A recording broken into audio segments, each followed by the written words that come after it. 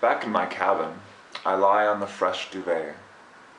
The beer and sun have the room revolving around me and then snapping back into place at random points. The wall clock, my bag on the dresser, the far corner by the door. The diffuse itch of chlorine covers my body, but I can't be bothered to get up and take a shower. I like the feel of my weight against the bed, and I try to be aware of every square inch at once. This is somehow significant, the pressure of me against the bed. I normally never take time to acknowledge that. An image of the nameless server enters my mind. We're the only ones on deck. She's smiling at me, unbuttoning her starchy collared uniform. I imagine that she wants me, and suddenly she's on her knees, untying my suit, looking up into my eyes. And now I'm stroking, slow and easy. We're suddenly, inexplicably naked, and I envision her straddled below me on a deck chair, how her breasts sway or bounce with the motion of us, how she asks for more, harder, and touches herself because she wants more pleasure, and I'm getting closer as she gets closer.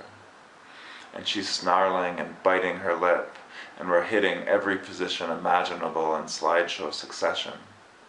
But for some reason, Beatrice, in her pink polka dot one piece, enters the scene. And no matter how much I entreat her to leave, she just stands there and watches, grinning, raising her glass in congratulations. And now I've lost it completely. God damn it, I'm taking a shower.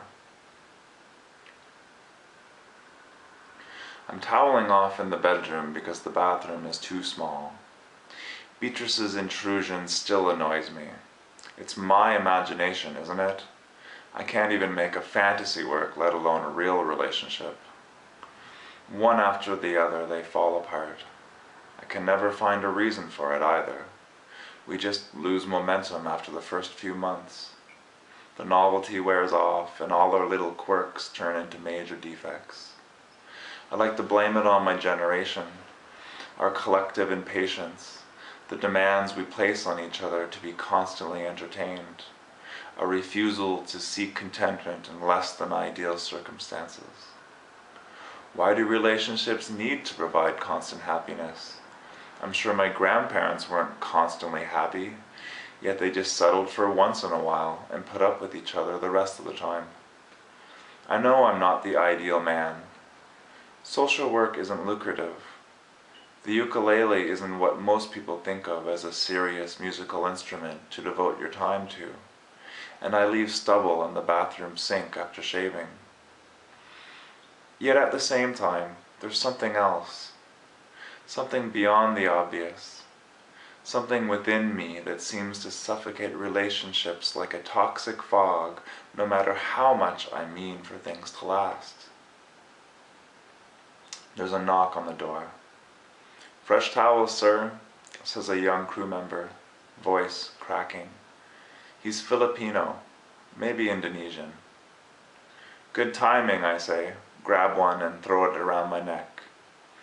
He waits while I find my wallet. Am I supposed to tip every time they bring fresh towels?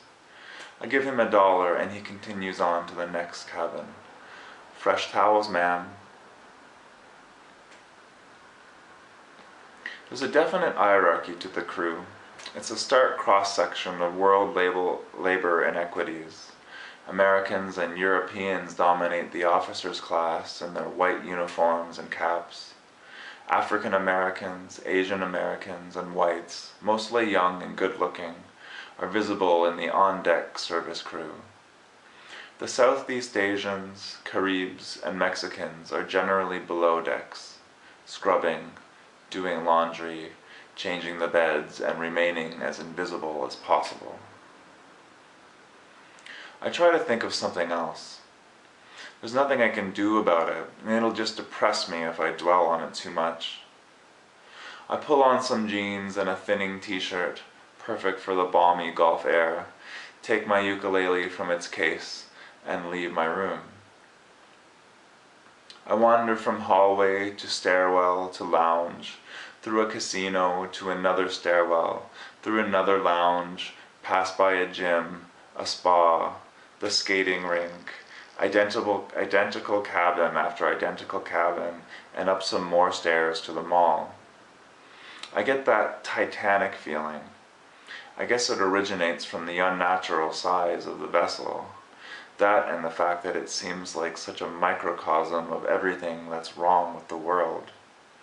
All the unchecked consumerism, excess, waste, and inequality. The word reality hiding behind italics. It's the feeling that the world might be a little better off if the whole monstrosity were to disappear without a trace. Why can't I just enjoy myself? I go get a falafel at the food court in the mall. Unfortunately, my prize package doesn't include meals, and head up to deck 11 to eat my dinner and strum a few tunes.